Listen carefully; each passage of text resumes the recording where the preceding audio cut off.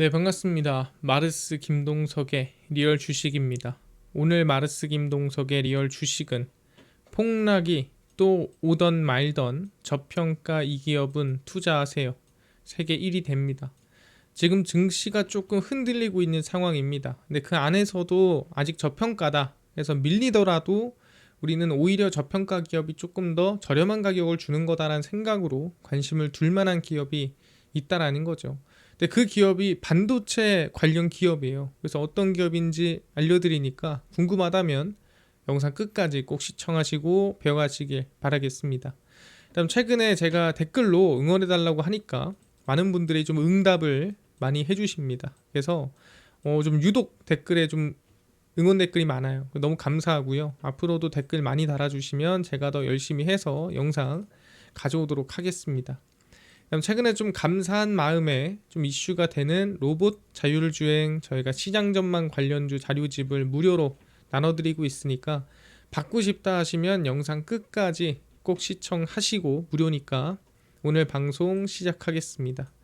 일단 제일 중요한 게 뭐냐면 우리가 반도체에 대해서 지금 관심을 좀 가져보려고 하거든요. 근데 그 안에서 좀 우리가 이 중요한 점을 알아야 돼요.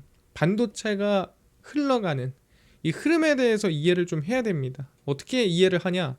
제가 1900년대 초 자동차 산업을 가지고 왔습니다. 지금 자동차 기업을 찍자는 게 아니에요. 이걸 통해서 우리가 반도체가 앞으로 어떤 쪽이 움직일지 유추해 보자는 겁니다. 그래서 20세기 초, 그러니까 1900년대 초입니다. 자동차 산업이 어떻게 성장을 했느냐?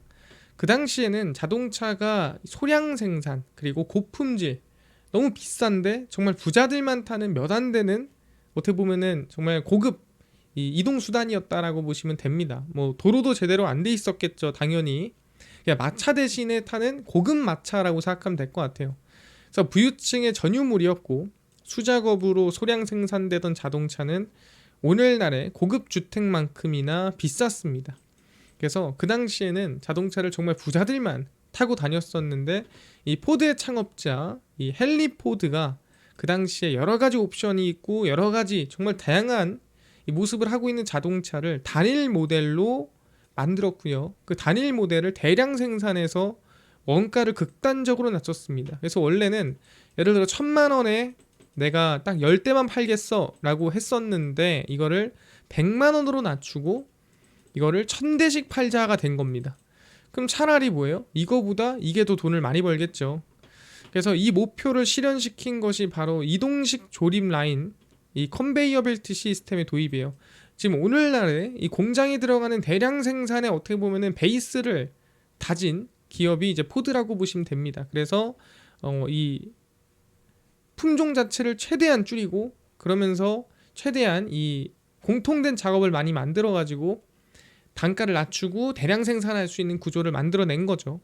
그래서 처음에 출시했을 때는 825달러였던 가격은 컨베이어 벨트를 도입하고 나서 1920년대 약 12년 이후에 260달러까지 하락을 했습니다. 그래서 가격이 좀 크게 떨어지게 되는 모습을 확인할 수가 있었다. 그 당시에. 그렇구나. 그러면서 뭐가 돼요? 자동차 산업이 크게 성장하게 되죠. 그러면서 어떻게 되냐? 자동차가 많이 다니니까 뭐가 부족해? 도로가 부족합니다. 그래서 자동차를 많이 쓰니 늘어나는 자동차 교통량을 감당 못하고 더 빠르고 안전한 이동을 위해 대대적인 도로 포장과 신설 공사가 시작이 됩니다. 그래서 이 짧았던 도로를 넓게 깔기 시작합니다. 도로를 훨씬 많이 좀 더 탄탄하게 도로를 깔기 시작해요. 그래서 뭐가 생기냐? 그 이후로 이제 좀 더 멀리 나갈 수 있는 주와 그리고 주요 도시를 잇는 주간 고속도로 시스템 건설로 정점을 1950년대 찍게 됩니다. 그러면서 이제는 정말 짧은 거리에 마차나 걸어다니고 자전거 타고 다던 분들이 이제는 뭐예요?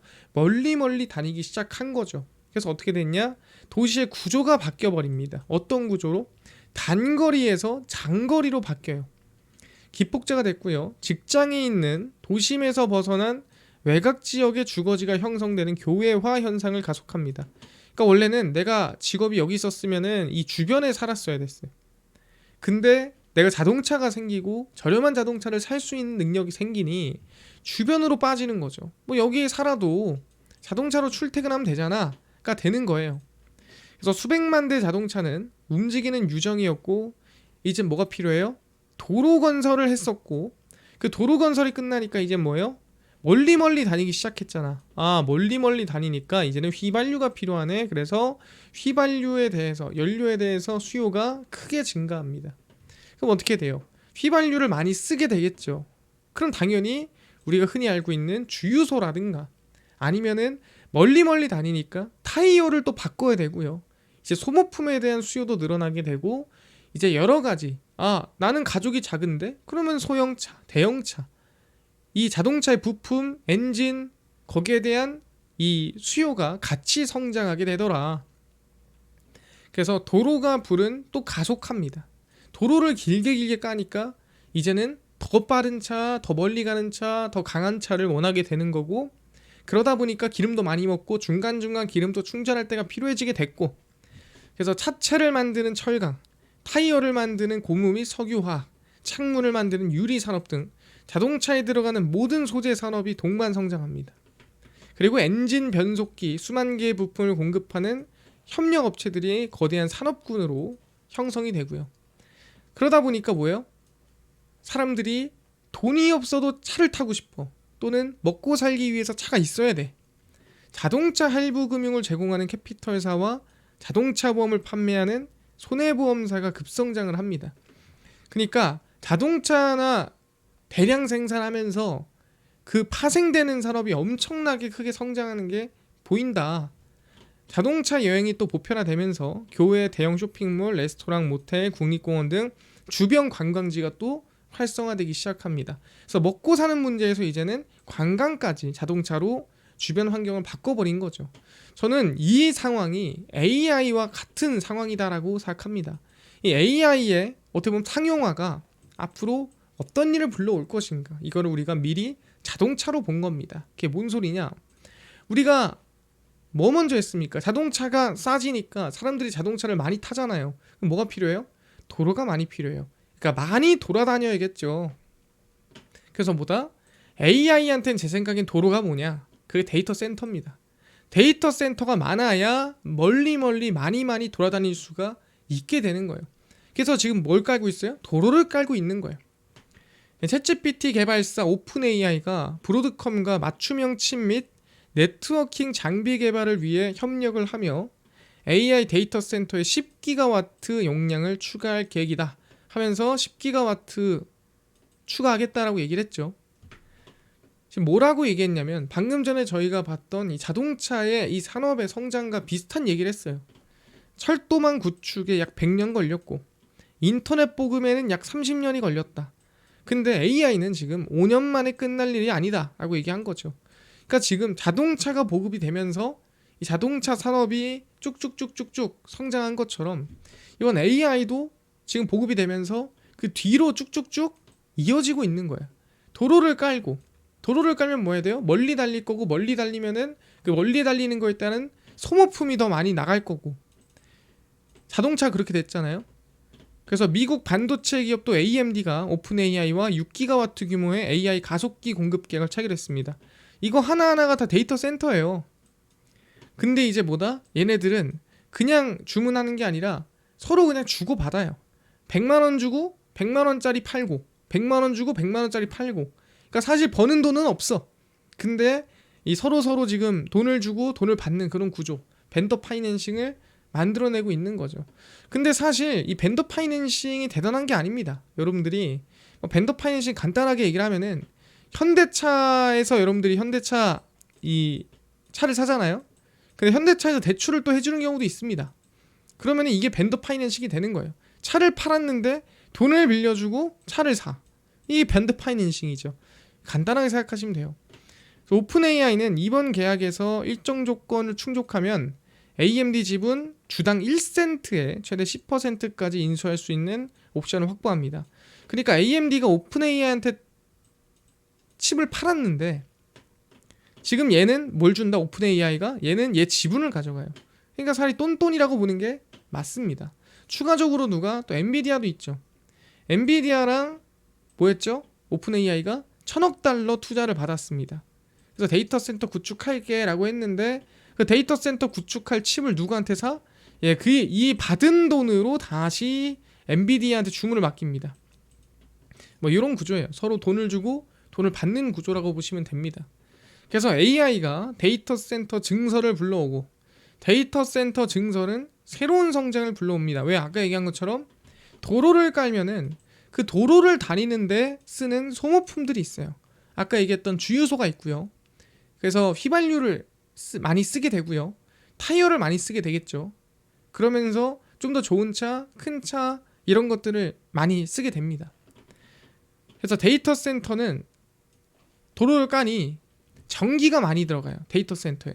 그러니까 뭐가 필요해? 전기를 공급해줘야겠죠. 이게 휘발유인 거예요.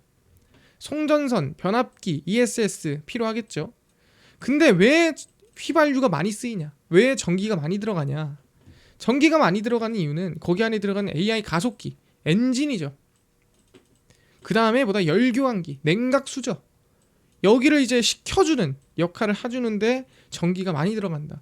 근데 자동차에서 사실 냉각수보다 AI에서 열교환기는 너무나도 소중하고 너무나도 중요하다. 왜냐하면 전력의 거의 40%를 이 열교환기 때문에, 그러니까 이 냉각시키는 것 때문에 사용을 하고 있는 겁니다. 그래서 AI가 성장하고 데이터 센터가 성장하니 그 뒤로 이어지는 것들이 이제는 수혜를 받을 가능성이 높다라고 저는 생각을 하는 거죠. 지금까지 AI 가속기에 갇혀 있었고 AI 가속기와 메모리 반도체에 갇혀 있었다면은 그 뒤로 이어지는 소모품 산업에 관심을 둬야 된다 보는 겁니다. 그래서 얘기를 했지만 유럽 내 데이터 센터가 필요로 하는 전력 발전 용량은 현재 10기가와트에서 2030년까지 35기가와트로 늘어날 전망이고요. 미국도 데이터 센터가 전체 전력 수요의 4%를 차지하지만 2030년에는 12%, 한 3배 정도 커진다라고 보시면 됩니다. 그래서 전체적으로 한 3배씩은 커진다라고 보면 돼요. 근데 데이터 센터가 커지고, 그러니까 도로가 많이 깔리면은 결국엔 도로를 깔음으로써 생기는 어떻게 보면 수요가 같이 증가할 수밖에 없는 거예요. 환풍기와 에어컨을 활용해 차가운 공기를 서버 내부로 투입하고 열을 밖으로 내보내는 공냉식 열관리 솔루션을 적용을 하고 있습니다. 그러니까 찬바람을 불어서 그 찬바람으로 이 서버를 식히는 거예요. 왜? 서버가 뜨거워지면은 당연히 문제도 있겠지만 서버가 느려지고 그 다음에 병목 현상이 좀 생깁니다. 그래서 서버는 항상 차갑게, 서버는 항상 적정한 온도에서 유지 관리를 해야 돼요. 그래서 우리가 뭐라 부르죠? IDC 센터라고 얘기하잖아요. 이게 이제 데이터 센터예요. IDC 센터 가면은 다 보면은 이게 온도 조절하고 이런 것만 한 겁니다. 그래서 공냉식 냉각을 하는 데이터 센터 전력량의 약 40%가 서버 발열을 시키는 데 사용합니다. 그래서 서버 발열을 시키는 데 전력량이 엄청 들어가요. 왜? 서버가 발열이 되면은 사실 데이터 센터가 아무리 좋은 칩을 써도 제 역할을 못 해요. 그래서 제 역할을 시키려면은 그 온도가 어느 정도는 낮춰져 있고 적정한 온도를 유지를 해줘야 되고, 그거를 구성하는 기술력이 상당히 중요하고 그것 때문에 전력이 많이 들어간다라고 보시면 됩니다. 아, 그렇구나. 그래서 이쪽에 좀 관심을 둬야 된다라고 얘기를 하는 거고, 그래서 말씀드릴 게 뭐냐면 이 GST에 우리가 관심을 좀 둬야 될 것 같다라고 생각을 합니다. GST가 뭐 하는 회사냐면 이제 반도체 디스플레이 공장에 들어가는 기업이에요. GST가 이제 스크러버라는 게 있고 칠러가 있잖아요. 간단합니다. 스크러버는 이제 이 공기를 차갑게 해주는 게 아니라 유해 공기를 정화시켜주는 역할을 해요. 그래서 공기가 좀 탁하고, 그러니까 공기가 조금 유해하다, 반도체 공정에서, 그럼 그거를 이제 정화시켜주는 역할을 하고요. 칠러는 방금 전에 얘기했던 대로 온도를 바꿔주는, 온도를 차갑게 조절해주는 역할을 합니다. 그래서 GST가 어떻게 보면은 이미 반도체 공정, 디스플레이 공정에서 하고 있는 역할이 이제는 데이터 센터로 옮겨가는 구조에 있다. GST는 반도체 디스플레이 제조 공정에서 배출가스를 정화하는 스크러버, 공장 장비의 작업 온도를 조절하는 냉각기를 주력 사업합니다. 그러니까 칠러라고 합니다. 당연히 이 장비 같은 경우에도 엄청 과열이 되면 안 되겠죠. 그래서 렉당 전력 밀도가 전통적인 데이터 센터보다 10배 이상 높아진 AI 데이터 센터는 그 많은 전력과 냉각 성능을 필요로 합니다. 렉당 전력 밀도가 뭐예요? 간단합니다. 렉이 있으면은 우리 데이터 센터가 뭐 이렇게 있잖아요. 안에 서버가 있는데 렉당 원래 여기에 뭐 예를 들어 10만큼 전력이 들어갔는데 이제는 뭐가 들어가? 이제는 20만큼 들어가는 같은 크기인데 20이 들어가. 왜 20이 들어가? 여기에는 이제 우리 H100 쓰던 거 여기 뭐 써요? 여기는 B200 써요. 여기는 HBM 뭐 예를 들어 3E 뭐 6개 쓰던 거 여기는 HBM4 8개 써요. 그럼 어떻게 돼요? 당연히 같은 렉이지만 개수랑 그 다음에 성능 차이가 크니까 전력 밀도가 늘어날 수밖에 없는 거죠. 그래서 실제로 LS 일렉트릭이 GST와 데이터 센터 전력 효율을 극대화시킬 수 있는 액침 냉각 시스템을 국산하고 있습니다. 액침 냉각이 뭐냐면 바람으로 불다가 야 바람 가지고 돼? 야 물에 담가버려. 그래서 이제 서버가 이제 다운되지 않는 어떻게 보면 특수 용액에다가 담가가지고 그냥 온도를 낮춰버리는 거예요. 사실 우리가 더울 때 어떻게 해요? 찬물에 그냥 들어가 버리잖아요. 똑같은 거예요. 서버를 찬물에 담가버리는 겁니다.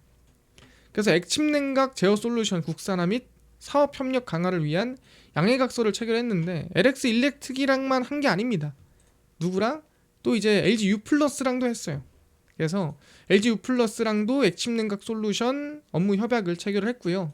GST는 이미 데이터 센터 말고 반도체 디스플레이 쪽에서 삼성전자, SK하이닉스, 마이크론, 이미 뭐 글로벌 파운드리 이미 고객사를 확보하고 있습니다. 그러다 보니까 상당히 이 기술력은 좀 인정받았다라고 봐요. 그 냉각 기술력이라든가 충분히 이 스크러버 칠러에 대해서. 그래서 미래 먹거리로 개발 중인 데이터 센터용 액침 냉각 장비는 네이버나 카카오.